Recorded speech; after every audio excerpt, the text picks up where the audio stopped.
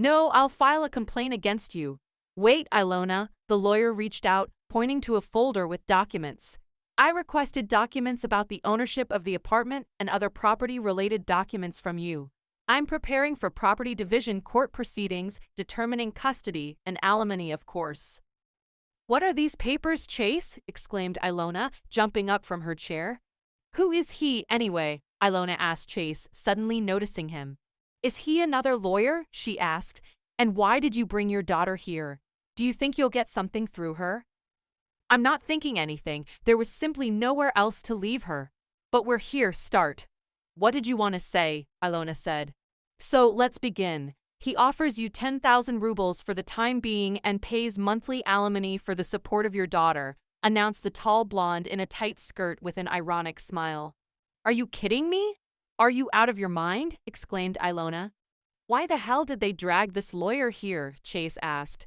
I have bad news for you. He doesn't understand anything at all, he said, looking at Ilona. Even 10,000 would be too much for you, yelled Chase. If you don't take it, you won't get anything. Don't expect anything. Don't listen to him, let's go, said Macy, pulling Ilona by the sleeve. A spring breeze blew on the street, and Ilona stopped in the parking lot to take in some fresh air. In that office, it felt like there was no air to breathe, suffocating her. Ilona took her daughter from Macy and hugged her. Don't worry, sweetheart, Mom will fix everything, she reassured Ramai. Denny approached. We need to discuss this entire situation. Let's sit somewhere, the lawyer suggested. Ilona looked around. There, on the benches, let's go. We need to discuss an action plan, she replied. Do you want to raise your daughter alone, Ilona? Denny asked. Of course I want to, but I just need to get my fair share, Ilona replied. Unfortunately, the situation indeed seems to be that way.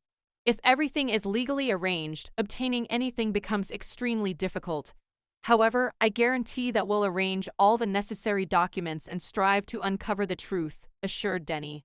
Thank you for your attention to this matter. Write if something else is needed, said Ilona. Denny nodded in response and quietly departed, allowing Ilona and Macy to return to the room to put Ramai to sleep. The hotel is only booked for a week. What will I do after that? Ilona pondered, pushing away that thought. However, the frightening scenarios persistently haunted her mind. All right, I understand, but what about Ramai? Could you consider the possibility of some side work, like making custom flower arrangements at home? Macy suggested. Maybe you should see a psychologist. So much has happened all at once. I can't even imagine how I would cope in such a situation, Macy advised. Perhaps, but not now. I have plans at the moment, declined Ilona. All right, then today we should do something to distract ourselves. Maybe buy some chips and popcorn and watch some sentimental movies, Macy suggested. I'm not in the mood for sentimental movies right now, but I wouldn't mind watching horror films, said Ilona. Then come to my place, Macy suggested. She stopped and slapped herself on the forehead. What's wrong? She asked herself. I just thought, I'm leaving for San Diego for at least 6 months, and you can only tell me about the utility bills. That's much better than renting from someone. You won't even need to pay for utilities for the first month. The most important thing is for you to settle in and calm down, and a solution will definitely come. Maybe you should see a psychologist. So much has happened all at once. I can't even imagine how I would handle it in such a situation. But not now, there's plenty to do. All right, then today we need to distract ourselves somehow, maybe get some chips and popcorn and watch sappy romantic movies, Macy suggested. I'm not in the mood for sappy romantic movies right now, but I won't refuse to watch horror movies, said Ilona. Then come to my place, Macy suggested. Macy stopped and slapped herself on the forehead. What's wrong? Ilona didn't understand. I just thought, I'm leaving for San Diego for at least 6 months, and you can tell me only about the utility bills. That's much better than renting from someone. You won't even need to pay for utilities for the first month. The most important thing is for you to settle in and calm down, and a solution will definitely come. Macy, this is too much for me already. You could rent it out for the full price, I'll do it later. But you can live with me for 6 months, and then we'll see. Such unexpectedness made Ilona completely collapse, and she burst into tears right in the store where they had come to choose snacks for the evening. Hey, what's wrong? Maisie hugged her friend. Don't worry, we'll show him, she reassured her. We won't let you down. Ilona weakly smiled, wiped her eyes, and threw a couple of packs of popcorn and children's juice into the basket. Let's go watch a movie, we need to distract ourselves, otherwise my brain will just explode from stress right now. The next day, Ilona received a message from her lawyer, Denny. Good day, I don't have very good news. According to the documents, your husband has arranged everything very cleverly. I'm afraid it will be impossible to claim your share.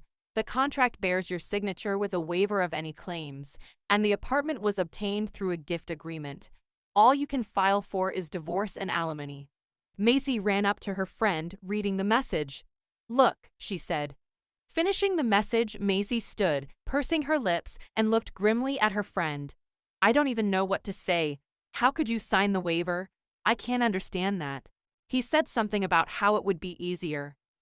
Ilona felt like none of this was real, that it was just a terrible dream, and she had to wake up for sure.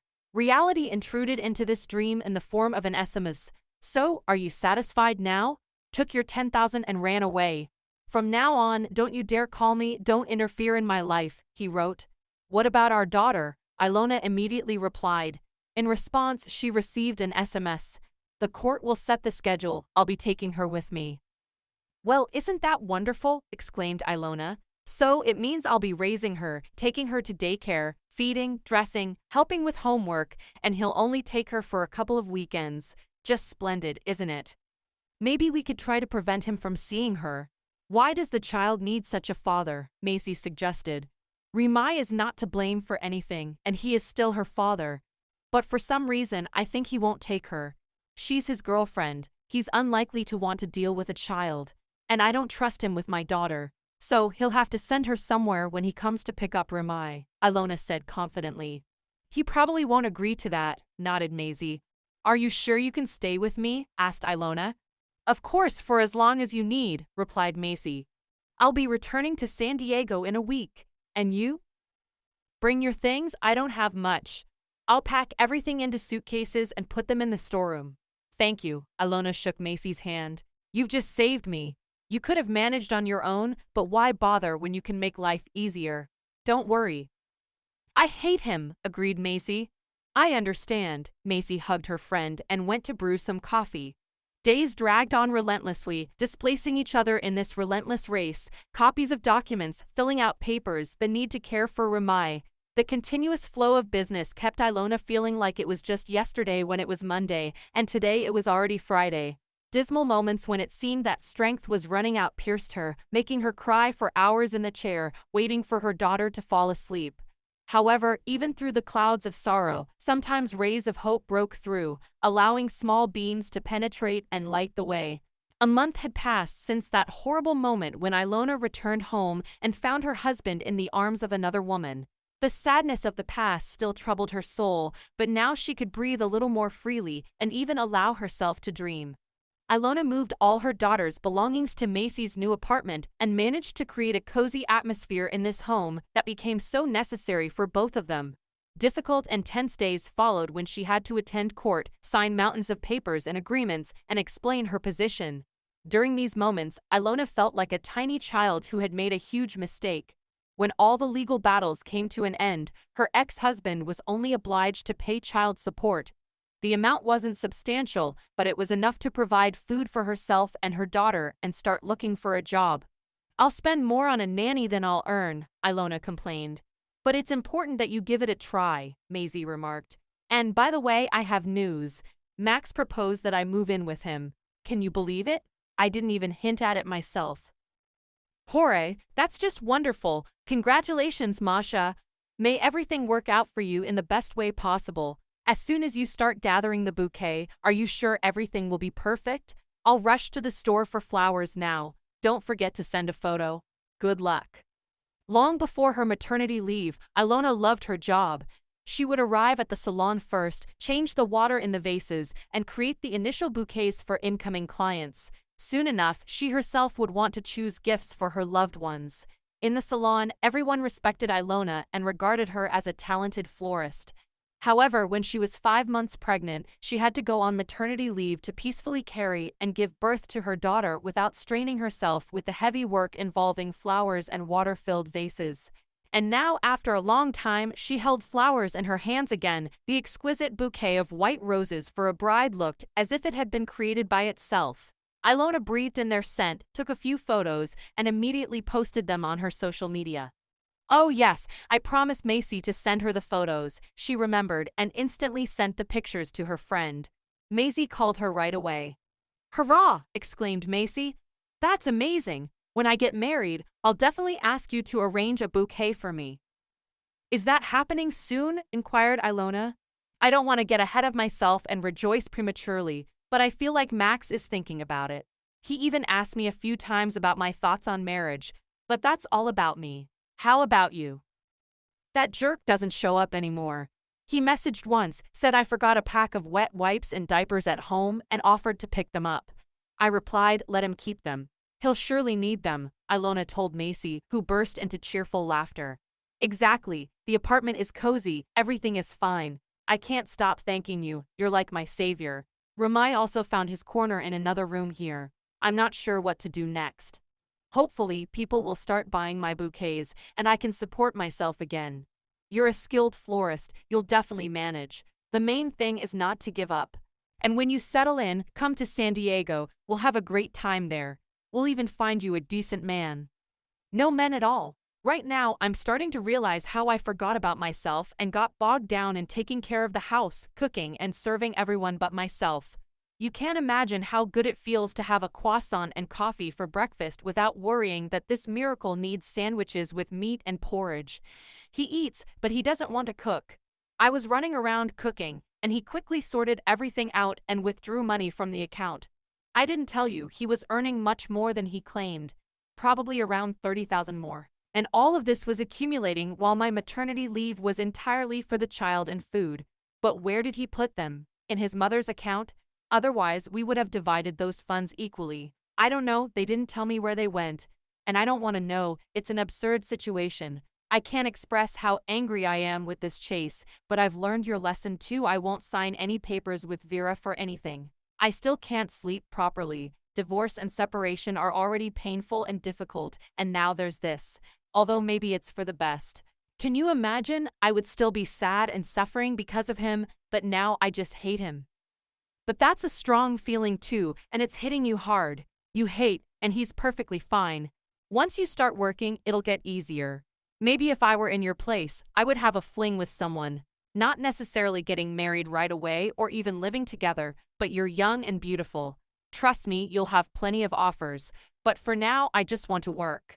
But no one is writing yet to buy a bouquet. If it doesn't work out, I don't even know what I'll do.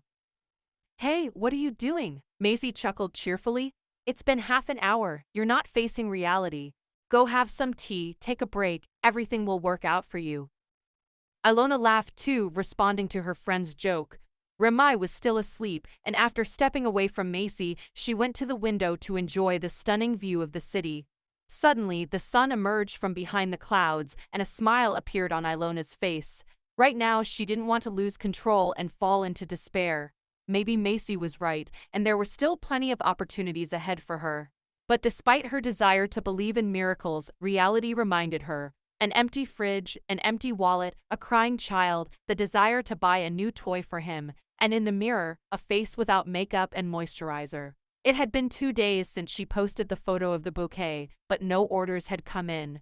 The positive mood brought by her new ventures quickly turned into disappointment. Seems like I'm useless, a silly fool. How could I mess up my life so much? Ilona spoke to herself. Fine, I'll make scrambled eggs for breakfast. Her phone rang, but she didn't pay attention to it, assuming it was either spam or a message from Macy that could be answered later. Ilona lifted Ramai out of the crib, sat him in the high chair, and served him porridge. She seated herself opposite to savor her omelet. It wasn't until she finished eating that she remembered her phone. Turning it on, she saw a message. Hi, it's Parker. Remember we went for dinner in San Diego? Hope you don't mind me reaching out. Just wanted to check in. How are you doing, Philin? Ilona's heart pounded harder. I won't respond to him, she thought. I don't want anything, or I do, but not in a rush. Ilona began washing the dishes. Normally, water would soothe her, but not now. Suddenly, without giving herself time to think, Ilona grabbed her phone and replied, "Hi, I'm good. How about you?" Immediately after sending it, she felt regret for her action, wanting to delete the sent message. But it was too late. Parker had already read it and started typing a new message. "I'm good too. I flew into your city a couple of days ago for work. Maybe you'd like to meet up? Can I bring Ramai along?" Deciding not to respond, Ilona called her friend Macy. Initially, Macy didn't answer, but when she finally picked up, she sounded tired and out of breath. "Hey, I'm on the treadmill, everything's good," Ilona said. "Parker is messaging me, asking to hang out." "Oh wait," Macy interrupted and seemingly turned off the treadmill. The buzzing in the background ceased. "I forgot to tell you." Ilona paused, pondering. "What did you forget?" Macy sarcastically asked, already anticipating the response. Macy chuckled and continued, "Recently, Parker was in San Diego, and Max and I saw him. He asked about you, and I told him a little without details. Just mentioned that you're alone now and your husband didn't treat you well. He seemed genuinely upset for you, saying it's a shame because you're such a wonderful girl." "That's not all," Maisie continued. "When we were parting ways, he asked if he could call or message you. I said I didn't know how you'd react, but it's worth a try. He liked you, he's even totally fine with you having a daughter, said she's really cute. Don't be mad at me, please, I didn't give him your number. I swear he asked for it himself," Macy reassured. "He's asking if I'm willing to go for a walk," Ilona informed Macy. "Wow," exclaimed Macy. "What did you reply?" "Nothing yet, I don't know. I would go if I were you, as I said before, you don't need to commit to him." "Yes, but bringing Ramai along. It seems odd to me." "Well, get a nanny for a couple of hours. You definitely need some rest, a walk, some conversation. I know a nanny. I left Ramai with her when I had to go to court. She charges very reasonably. I'll message her, find out if she's available," Macy suggested. "Hooray!" exclaimed Macy. "Yes, good luck, and be sure to tell me how it goes later," Macy requested. Finally, Ilona decided to respond to Parker. "Today or tomorrow is fine, just without Ramai. I've decided to leave her with a nanny." A response came a bit later. "I'm thrilled you agreed. If you can, let's do today. I'll pick you up at 6 in the evening." There were a few hours left until 6, and Ilona was pacing around the room, tidying up toys and choosing an outfit. Ultimately, when the closet's contents were scattered on the floor, Ilona stumbled upon a knee-length blue dress she had nearly forgotten. She put it on and admired her reflection with pleasure. As the clock struck 5, Ilona comforted herself with the thought that the troubles would be temporary because the nanny would arrive soon. Once the nanny appeared, Ilona hurriedly briefed her on her daughter's progress, reassuring her that everything would be fine. "We'll have fun for sure, won't we, Ramai?" Ilona smiled, and little Ramai eagerly pulled the nanny toward new toys. Now, finally, Ilona could allocate time for herself. She dashed into the bathroom to fix her hair and lightly accentuate her appearance with makeup, trying not to overdo it to avoid looking too elaborate. Within minutes, she was ready to go out. Barely had a minute passed when Parker called, confirming if Ilona was ready. He specified that he was waiting downstairs by the entrance. Kissing her daughter on the cheek, asking her to behave well in her absence, Ilona hurried towards the exit. Parker was already waiting for her, standing by the door, and upon seeing her, he immediately walked towards her. "Hello," Parker greeted her, a bright smile illuminating his face. "Glad you agreed." "Hi," Ilona tried to suppress a wide smile as she looked at him. Parker looked amazing in his light summer suit, and of course with a bouquet of flowers. "These are for you," he extended the bouquet. "Thank you, they're beautiful," Ilona gratefully replied. "Where would you like to go?" Parker asked. "I thought we could sit somewhere first, have dinner, and then, if you'd like, take a stroll. It's so warm today." "Great idea, let's go. I know a spot, I hope you'll like it," Parker replied, pointing to the gray car parked near the house. He opened the door, and the scent of his expensive cologne filled the car's interior. Parker took the driver's seat and started the engine. "How have you been? Did Maisie tell you anything?" Parker tried to reassure Ilona. "I'm sorry things turned out this way, but I hope you're doing well now." "Yes, I've calmed down and I'm starting a new life," Ilona replied, meeting Parker's gaze but quickly looking away towards the window. "You're quite busy with work, right? You're not planning to go to Washington yet? Ilona inquired. Yes, I have a lot going on here. I need to set up an office from scratch, get everything ready for work, Parker explained. Sounds interesting, Ilona responded, unsure of how to continue the conversation. They silently shifted between various topics until Parker suddenly stopped the car and, smiling, said, "Here we are." As they exited the car, he offered his hand. "By the way, I didn't tell you that you look stunning," he added. Ilona felt herself blush and gratefully accepted the compliment, extending her hand in return. "Thank you, that's very kind to hear." The cafe exuded comfort and tranquility, and the initial awkwardness between Ilona and Parker gradually dissipated after their meeting. The time had come, and Ilona could finally talk about her life without delving into excessive details. "Right now, I'm aiming to get back into floristry. It wasn't easy to complete my education during maternity leave, but I'm confident I'll manage." "I have no doubts," Ilona said. "I would like to support you, but I wouldn't place an order if I didn't need it. We have plans to decorate the hotel lobby, and dried flowers would be a perfect fit," Parker announced, pointing to a bouquet of dried flowers. "I'd be glad to collaborate. Let's discuss the details later when you're ready," Ilona responded, feeling a bit shy. Parker poured tea into cups from a huge glass teapot and inquired, "What are your plans for life? What dream are you pursuing?" "My dream is to open my own salon. It's far off for now, but I believe it will happen someday," replied Ilona. "I've always wanted to travel, but so far, I've only been to 3 countries. My work demands my presence, and taking a long break isn't possible yet.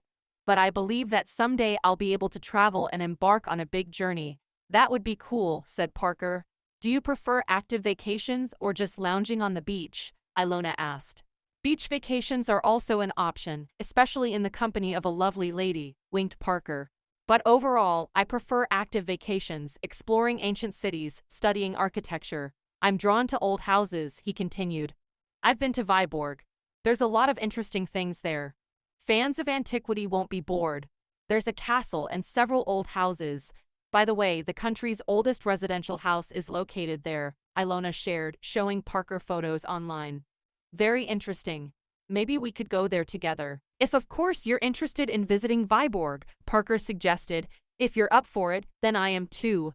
"It's Sunday tomorrow. We can organize a trip," agreed Ilona. "It's amazing how easily and pleasantly we communicate. I started by cautiously inserting a word, and now I'm inspired and even agreed to the trip, imagining how I'll tell Macy about it and send my photo with an excited face," concluded Ilona. Ilona giggled softly. "What happened?" asked Parker. "I just imagined how Maisie would react to this. I think she was diligently trying to connect us. She behaved so modestly, but suddenly she slipped your number into your pocket," Ilona recounted. Parker laughed. "I'm kidding, of course. I asked her myself after eating my fill."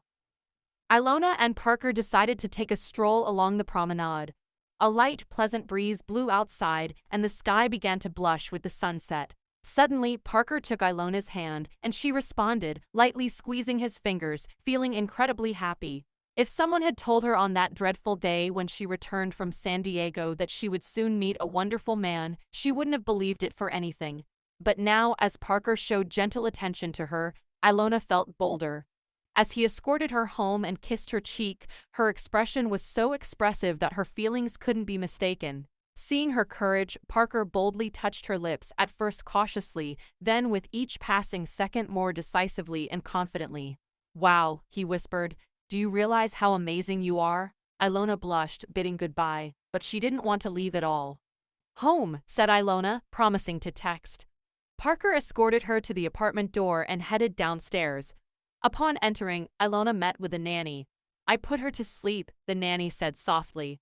"How did everything go?" Ilona asked. "Wonderfully, thank you for your help," the nanny replied.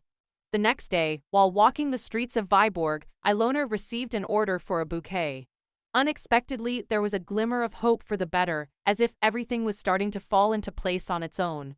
Returning home, Ilona shared this with Macy over the phone, and Maisie chuckled in delight. "See? I told you," commented Macy. Ilona shared, "Today, that same lawyer Danny, who, remember, handled our affairs, wrote to me. You won't believe it, but I have several astonishing pieces of news that you'll find interesting." He carefully examined the documents and came across a certain certificate, according to which funds were supposed to be paid. Danny contacted Chase and found out something simply astounding. It turns out he has no more funds. All this financial mess is due to his carelessness. Imagine, this fool was arranging all the documents for his mistress. And surprisingly, she, of course, left him. Just like he left you, taking everything with him, continued Ilona, experiencing internal shock and amazement. It took her a bit of time to find the right words, but she added, "That's exactly what's called karma, and I don't pity him in this matter. I'll wish him good luck in his new phase." Asserting confidently that she now fully believes that good changes are awaiting her, Ilona concluded, life is gradually getting back on track.